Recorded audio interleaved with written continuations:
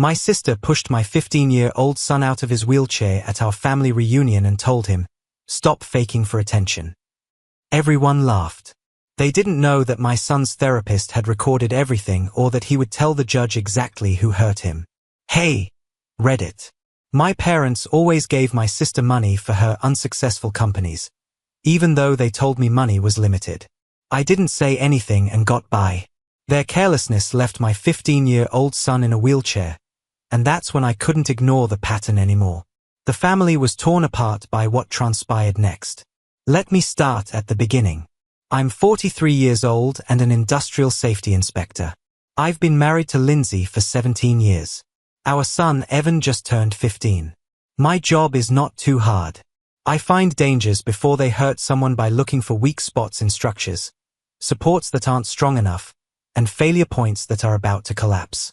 I'm good at recognizing patterns and seeing problems before they happen. It turns out that I'm better at finding those difficulties at work than at home. My folks are retired and reside in a big house with a pool that is about 20 minutes away. Caroline, my sister, is 39. She is the best child. Always has been. 3 unsuccessful businesses, all of which our parents paid for. I paid for my own community college, and she got the money for university. It didn't affect me much until Evan's accident 18 months ago. During a family cookout at my parents' property, he fell through the decaying deck and broke his L3 vertebrae. He had surgery that lasted 9 hours and caused lasting nerve damage and persistent agony. Most days lately, he utilizes a wheelchair. I advised them that the deck required work. The deck they had agreed to and then ignored. They might have fixed the deck with the money they were sending Caroline for her 3rd business. I didn't take them to court. Didn't make it a big deal. I didn't say anything about who was careless enough to place Evan in that chair. I only concentrated on his rehabilitation. When my sister Caroline showed up to the reunion in her brand new Lexus, I knew it was going to be a dreadful day. Not because I cared what she drove, but because my parents had told me 2 weeks ago that they couldn't assist Evan get the $3,000 wheelchair cushion he required. Dad claimed it was too pricey. Mom said, "Things are tight." There she was with my mom and dad next to the car, snapping pictures for Facebook. Evan sat in his wheelchair next to our 12-year-old Toyota and watched. I could see him thinking about the math behind his eyes. Lindsay, my wife, touched my arm. "Let it go. 2 hours. We can handle 2 hours." My parents' house was where the reunion was. There was a vast backyard, but they had put up all the food tables on the back patio, which was 3 steps down from the main level. There is no ramp, thus there is no thought given to accessibility. 2 weeks ago, I asked if there would be a ramp and noted this. Mom stated she will take care of it. No, she hadn't. "Hi, Mom. Where should we put up?"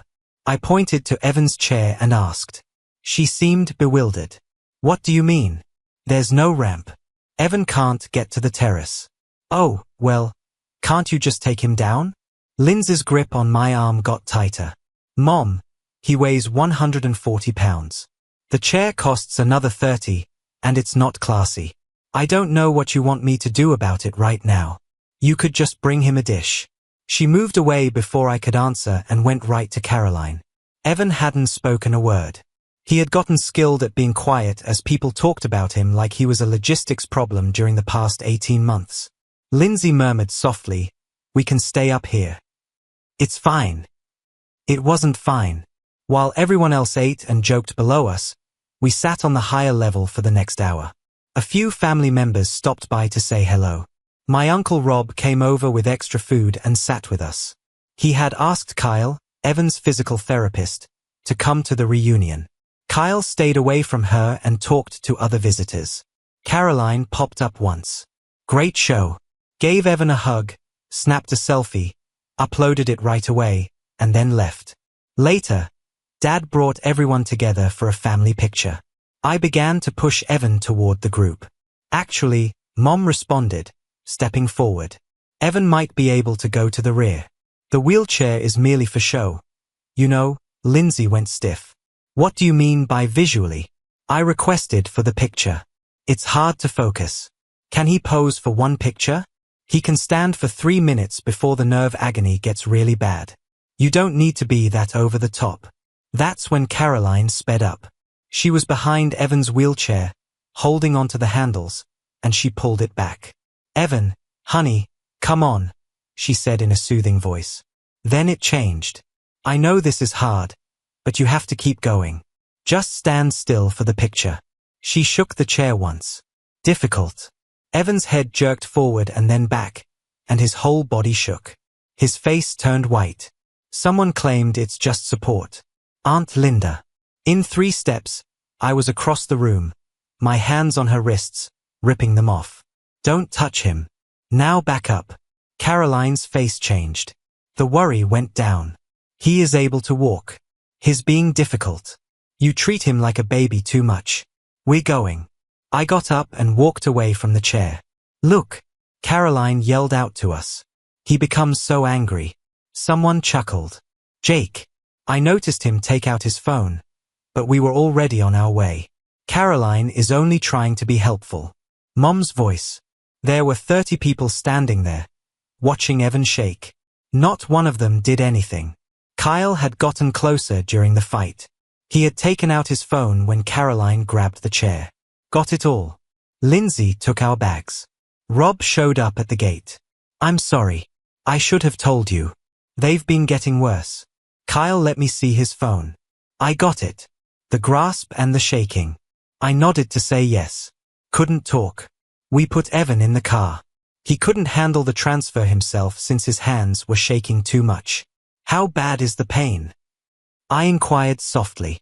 7, maybe 8. I got the emergency pain pack and gave him water and medicine. There was no sound during the journey except for Evan's steady breathing. We drove up to our house as the sun was going down. The ramp I made myself led up to our modest dwelling. The bigger entrances and updated bathroom. The area we made for him where he didn't have to prove anything. My phone started vibrating before we got inside. A text from Aunt Linda. "Caroline is quite anxious about Evan. You might have overreacted." Another one from a cousin I hadn't talked to in 2 years. "Family is always there for each other. Wishing you all the best." Next, Lindsay's phone rang. She looked at the television and her jaw tightened. "Someone asked for prayer for our family. Says that Evan needs help because we're going through a tough period." Evan was in the hall. He said, "Can I see?" And Lindsay paused before showing him. There were already 43 comments on the post. People stated they would pray. People want to know what happened. A comment from someone at the reunion. "What a sad thing to happen. That poor kid." Evan gave the phone back. He went to his room without saying a word. Lindsay and I sat at the kitchen table with her laptop that night after Evan went to bed early. She opened Caroline's Instagram page. More than 2,000 people liked the selfie with Evan. Caption: "I am really proud of how strong my nephew has been through hard times. #disability inspiration, #family first, #fortunate." The comments were nice about her. "What a great aunt. So helpful." No one knew that an hour after she took the picture, she had grabbed his wheelchair and rattled it. "She used him," Lindsay stated in a low voice. I didn't answer. I just stared at the television. She grabbed him in front of 30 people and then wrote about how inspiring he is. I stared at the caption. What are we going to do about it? I looked at my wife, the woman who had spent 18 months fighting for our son without ever treating him like he was broken. I'm done choosing peace. I said the call started 3 days later, not to apologize, but to tell me I'd embarrass them. He's 15. Mom said he needs to learn that we can't always get what we want. Like standing in pain so Caroline can make a point. Don't be dramatic. She was encouraging him. I hung up. Dad called back. You've been different since the accident. Angry. Defensive. My son has permanent nerve damage because your deck collapsed. A deck I told you needed repair while you funded Caroline's business. Yeah, I'm defensive. Silence. That's not fair. You can't change reality. We're done here. I hung up. I blocked both of them. Kyle submitted the video file with just one line, physical interference with a mobility device. Use it as you need to. Lindsay started taking notes, screenshots, dates, and other simple records. They came back 2 weeks later without warning. Caroline was with them on Saturday morning. I was upstairs with Evan. When I came down, they were in my living room. Caroline said softly, "We need to talk." Lindsay was recording. "We're worried about Evan and how alone he seems," she said. "He's getting everything he needs," Mom said softly. "Are you sure? People are worried. You've become so protective. I'm following medical advice from 3 specialists. But are you listening to Evan?" Caroline leaned forward. "Have you asked him what he wants? Get out." They stared. "Get out of my house." "Now we're just trying to help," Dad said. "You showed up uninvited. You're doubting my parenting. Leave." Caroline's expression shifted. "You're making a mistake. People are watching." I pulled out my phone. "You have 30 seconds before I call police." They departed. Mom turned at the door. "We're not giving up on him." After they went, Lindsay backed up the video. I called a lawyer on Monday morning. Mary, a disability rights expert, asked if your son goes to public school. "Yes." "Are your parents listed as emergency contacts?" "I hadn't thought of that." "Take them off right away, and do the same with medical providers before they try something else." I spent Monday afternoon updating paperwork and taking my parents and Caroline off of everything. I made Lindsay and Uncle Rob the only people I could talk to. I called the clinic and talked to Rachel, a disability advocate. I need to make sure my family can't get information about Evan. I'll update his file and add notes that say they aren't allowed to. We'll keep track of any attempts to contact him. That weekend, they tried again. They rang the doorbell over and over again on Sunday morning. It was so loud that neighbors came out. I stayed inside and recorded it with the Ring camera. "We're not leaving until you talk to us," Dad said. "Then I'm calling the police." I called, and 2 officers came. By then, neighbors were watching. The officers listened to both sides. One looked tired. "This is a civil matter. Family dispute. It's trespassing. I've asked them to leave multiple times." He turned to my parents. "You folks need to leave. If you don't, we can cite you for trespassing." Mom started crying. They left. The second officer gave me his card. "File for a restraining order. Makes our job easier." I filed the paperwork on Monday morning. Coach Bennett ran adaptive sports, and Evan had been on the team for 3 months. After practice, Bennett pulled me aside and said, "Your sister has been calling around asking if Evan seems withdrawn. If you're controlling, she's building a narrative." "What did you tell her?" "That I don't talk about participants. But if you need it, I keep records showing Evan's thriving." That night, Evan was quiet. "Why is Aunt Caroline telling people you won't let me see Grandma and Grandpa?" "Because the truth doesn't make her look good. People are asking me about it, but nobody asks me what I want." "Do you want to see them?" Long silence. "Not like this. Not with them acting like I'm some tragic thing. You decide who gets access to you." 2 days later, I got a letter. It was 3 pages long. The last paragraph talked about grandparents' rights and possible legal action. They were threatening to sue. I sent it to Mary, and she called back. They can petition, but they need to show that it's in the child's best interest. Your documentation makes that hard. What now? Keep documenting. I'm sending a cease and desist. They need to stop. The cease and desist went out. Mom called within minutes. Her voicemail. How dare you? We're his grandparents. You're sick. I saved it. Uncle Rob called that night. He lived 2 blocks from my parents and was the only family member still taking their calls. They're losing it. Your mom is telling everyone you've gone crazy. Caroline is posting about toxic parents. And there's something else. Your parents took out a $95,000 home equity line 3 months ago to help Caroline start her business. I remember when I was 23 and asked them for $5,000 to get certified in a field that would have doubled my income. They said no because they didn't have enough money. They told me they couldn't afford Evans's $3,000 cushion. No, not anger. Something colder.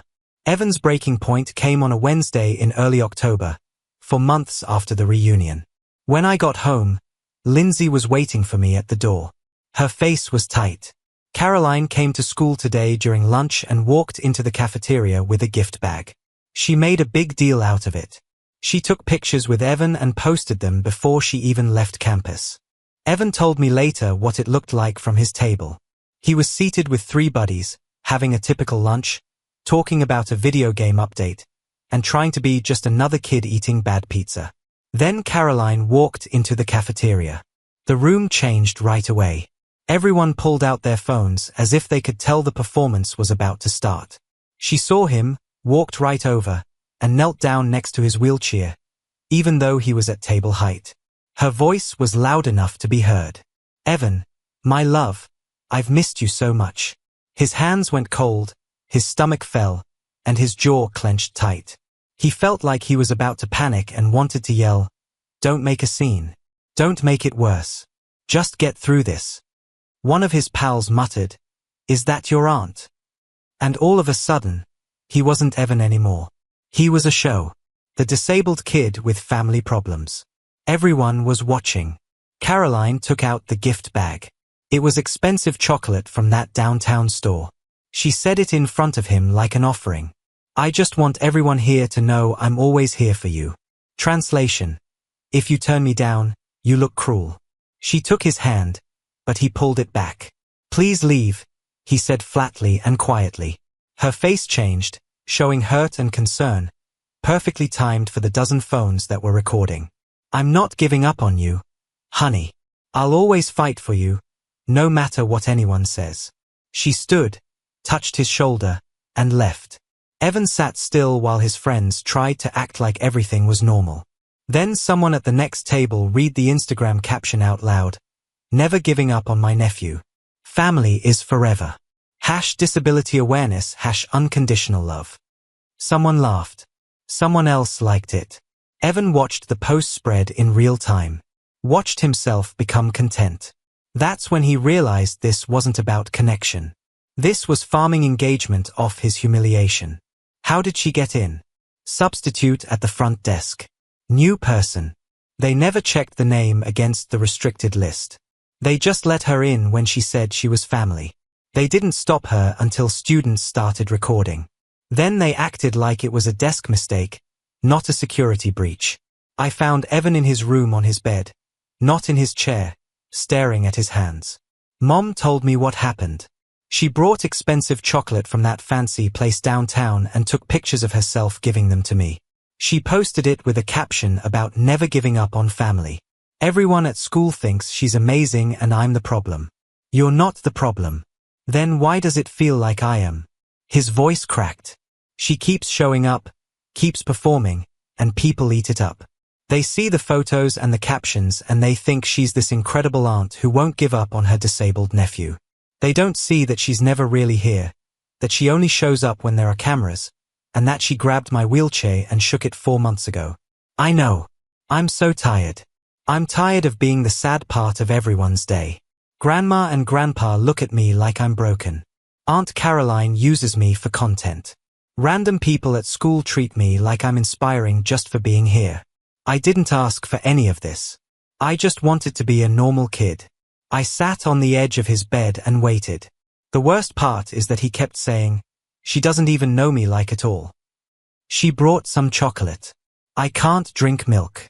I've been since I was 8. She doesn't know that. She doesn't know anything about me." But the post about how much she loves me had 2,000 likes. "Do you want to know something?" He gave me a look. "You get to choose who can reach you. Not me. Not Mom. You. We won't see your grandparents again if you don't want to. Caroline is restricted from everything. So if you want her to be, she is. It's up to you. You do that without thinking twice. What about duties to your family? You don't just get family obligations. You have to earn them. I'm done being nice to folks who use you as a prop in their social media posts." He didn't say anything for a long time. I don't want them to be there. Not until they say they're sorry. Like, genuinely say you're sorry. The kind when they admit what they did wrong and promise to do better. Not only sad you're angry. Finished. You think they will? No. Really? But that's their choice, not yours. Something in his face sunk down like a weight. All right. Thanks, Dad. The next morning, I sat in my car outside the school for 5 minutes, gripping the steering wheel tightly and thinking about Evan in the cafeteria. The kids' looks and the video going around. I called the principal directly. We need to talk about what happened yesterday. I have already talked to the people at the front desk. That's not enough. Caroline lied to get in. She broke the rules of campus security. She came up to my son without asking. She took pictures and put them online for everyone to see. Be quiet. I need an official letter saying that she is not allowed on campus. That sounds mean. Your staff let her in. My son was very embarrassed. People are already using the event on social media to tell a fake story. Let me speak with the superintendent. Also, tell them that if my son isn't safe at this school, I'm going to take him out. The call back came 2 days later, not that afternoon. I had to wait 2 days while my son went to school, wondering if she would come back. We're officially not letting Caroline on campus. If you break the law again, the police will become involved. And the staff member has been told how to do their job, but they haven't been trained. Counseled like it was a small error. I need a written confirmation of the limit. You'll get it in a week. I will escalate if you don't stop doing business today. At 4:30, the confirmation came. I told the clinic about the same limits again. This week, we've gotten 2 calls from someone who says they are Evan's aunt. Can you write down each call? Already done. Mary called on a Tuesday in late October, 5 months after the reunion. They filed petition for grandparents' visitation rights. After they asked for visitation, everything was put under the same case. Court date is 8 weeks out, early December. Can they win? Not likely, but they say you're using Evan's disabilities to control access. Everything is a lie. I know. Please send me everything. The timeline for your documentation. Kyle's words mean something. People will probably ask Evan questions. He is able to do that. Okay. Begin making the timeline. The kitchen table turned into a command center that night. The coffee was becoming cold, and there was a laptop, a printer, 3 manila folders, and a stack of sticky notes. Lindsay named the folders out loud. Her voice was solid, but her hands were shaking a little. School.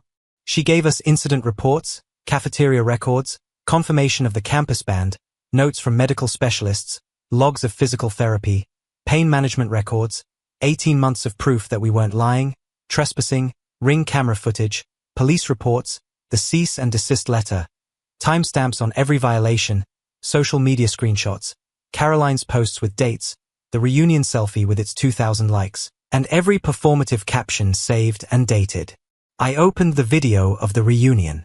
Again, I watched it frame by frame, stopping at the exact instant Caroline's hands seized the wheelchair handles. The jerk backward, Evan's head shooting forward, and footsteps in the corridor. Evan stood there in his jammies, looking at the food on the table, which showed what his family had become. Is it because of me that you have to do this? Lindsay and I both looked up. No, I answered. Clean and simple. They are the reason. He nodded slowly and then went back down the corridor. I shut the laptop, stacked the folders, and put them in a black binder. Lindsay saw me put it in my work bag. I told them that if they wanted court, they would get it. It got bad. Caroline started a campaign on social media. Posts about the rights of grandparents and the necessity for family support for disadvantaged children. Everyone knew, but I never mentioned names. The Evans school counselor phoned. The students had seen things on the internet. Uncle Rob called to give us news. Caroline's new business isn't working out. 3 months late on payments. The equity line on your parents' home is full. They're in a hurry. Why do you want to tell me this? Because people who are desperate do crazy things. That talk would come up again later. Mary said it was excellent that I stood my ground. 3 weeks before court, the deposition took place. Their lawyer was smooth. In the middle of the 50s. Be kind. He started out making sense, but then he changed his mind. Evan can walk, although he requires a wheelchair. Is that right? He can walk short distances with help and a lot of pain. His physical therapist suggests the wheelchair to protect his nerves from getting worse, although he can walk with some limits that make it risky and painful. Your parents told him to stand up for a picture. That sounds fair. No, what's logical is to acknowledge that my son needs a wheelchair. It is not fair to expect him to act like he is able-bodied for your own sake. The lawyer wrote it down. You left without warning. My sister seized my son's wheelchair and shook it while telling him to prove he needs it. That's why we left. Witnesses say she was trying to help him. His physical therapist recorded video evidence that she took his mobility gadget without permission and shook it hard enough to hurt him and produce a neuropathic flare that stopped him. One event was enough to end all communication. It's not just one thing. It's a pattern. The reunion was the last straw. My parents paid for my sister's enterprises but turned down a $3,000 wheelchair cushion. After I asked for accommodations, they made their home hard to get to. They defended her. They came to my house a lot. 18 months of showing us where we stand. Mary objected strategically the whole time. She told you that you did well afterward. The video proof is very important. The next week was Evan's deposition. Do you care about your grandparents? I did before. I don't know what to do anymore. What made you change? Because they treat me like I'm broken. They wanted me out of the pictures because my wheelchair looked ugly. Instead of helping with my medical equipment, they gave Aunt Caroline money. When she took my wheelchair, they stood up for her. They say they love me, but their actions don't show it. Would you like to view them? Not like this. Not if they think I'm the issue. Not when they're in court fighting for access instead of saying they're sorry. Would you follow the court's order to visit? I'll do it if I have to, but I won't act like I do. They have to accept me for who I am if they want to be with me. And I don't think they can. The day of the court hearing came in the middle of December, 8 months after the reunion. My parents came with Caroline, all suited up and acting like worried family. The judge was a woman in her 60s. She had looked over everything. Their lawyer talked about grandparents' rights, the importance of extended family, and how one bad thing shouldn't mean the end of all contact. Mary then laid out our case. The deck collapse, the reunion that was hard to get to, Kyle's video, the unlawful access attempts, the recurrent trespassing, and the pattern of putting Caroline's business ahead of Evan's medical requirements. She showed Kyle's written statement, Coach Bennett's paperwork, Rachel's professional opinion, the school incident reports, and the film from the Ring camera. Mary remarked this isn't about one horrible day. This is around 8 months of proof of harassment. These grandparents had many chances to stay within the rules. They decided to make things worse. The judge wanted to talk to Evan directly. He pushed himself forward. Son, I've read what you said in your deposition. You don't want to visit your grandparents? Not until they say they're sorry. Really? What would a true apology look like? Admitting that they were mistaken. Everything. The reunion that can't be reached. The $95,000 they handed Aunt Caroline while pretending they couldn't pay for my medical equipment. Protecting her as she took my wheelchair. Coming after being instructed not to. Everything. And then showing by what they did that things would be different. That's quite clear. I have had 8 months to think about it. The judge stared at my mom and dad. Do you wish to answer? Mom began to cry. We care about him. We miss him. That's not an apology. Dad gave it a shot. We messed up, but cutting us off seems like a lot. Still no apology? She turned to Caroline. Do you have anything further to say? Caroline got up. I think, Your Honor. Take a seat. I have seen the video. I can tell the difference between a child who has been coached and one who is speaking from experience. She looked back at Evan. You have the freedom to choose who can talk to you. People that say they love you should respect your limits and treat you with respect. Those rights don't go away just because you're related to someone. She shut the file. The petition was turned down. The people who filed the petition have not shown that court-ordered visitation would be best for the child. Also, because there is a clear pattern of boundary infractions, I am increasing preventive measures. For 12 months, the petitioners are not allowed to talk to the minor child, his parents, his school, or his doctors. Breaking the rules will have legal implications. She glanced straight at my parents. If you want to be friends with your grandson, you have to work for it. Say you're sorry in a real way. Respect his boundaries and show him through your actions that you value him as he is. But you can't demand access through the courts. She hit the gavel. Done. We stepped outside into the pale winter sun. Evan looked at me. Is it actually done? Yes, for now. I could hear Mom crying behind us, Caroline's screaming getting louder, and Dad trying to calm them down. I didn't turn around. The months that came after were calmer. No visits or calls without notice. The extended order is working. In February, Evan turned 16 and began taking driving lessons using hand controls. His robotics team came in third in the region. Someone asked him to prom. Life went on. Rob kept me in the loop. My parents lived 2 blocks away from him, but they still called him all the time. In January, Caroline's business shut down.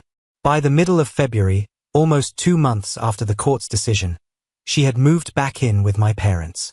They had been trying to sell the residence since November. The debt on the house made it difficult. They lowered the price twice by March. Rob said they had asked him for money. He told them to figure it out on their own. Things changed in late April, 10 months following the reconnect ion. Rob called. Caroline has something in mind. Her former business associate got in touch. Caroline has been telling people that your kid faked his condition and that she has proof. That's crazy. Yeah, but she's desperate. Her business failed, and she lives with parents who can barely afford their mortgage. I contacted Mary. Let her try, she said. We have medical records from 4 specialists. If she wants to accuse a disabled teenager of faking, she'll learn what defamation law is. The article came out in early May, 11 months after the reunion. Small online publication. Headline: When protection becomes control, one family's story carefully worded. No names, but enough details that anyone in our circle would know. Painted me as an overprotective father who'd weaponized his son's disability. Used edited quotes from anonymous family members. Left out everything that mattered. Kyle's video. The medical records, the attempts to get in without permission, the judge's decision. Just enough truth to sound believable. Just enough missing information to change the story. It got shared, but not enough to go viral. Mary called after I sent it. I'm writing a demand letter with all the medical records, court transcripts, and the video that they left out. How long will this take? It depends. It could take days or weeks. Sometimes these publications dig in. The demand letter went out with a full evidence packet. 3 days went by with no response. Mary called the editor and left a message, but there was no call back. A week went by, and the article kept getting shared. They are stalling. Mary said, I'm sending a second letter to make it clear that we're ready to sue. The second letter went out. It had stronger language and a deadline. 2 more days passed, and then the editor finally called Mary. The source gave us documentation. Your source gave you partial information without context. You printed allegations about a minor without checking them. We need time to review. You've had 10 days. 48 hours. That's generous. The editor called Caroline and asked her to provide proof. She couldn't. The publication retracted the article 3 weeks after it was published, posted a correction, noting they'd failed to verify claims, and apologized for publishing unsubstantiated allegations.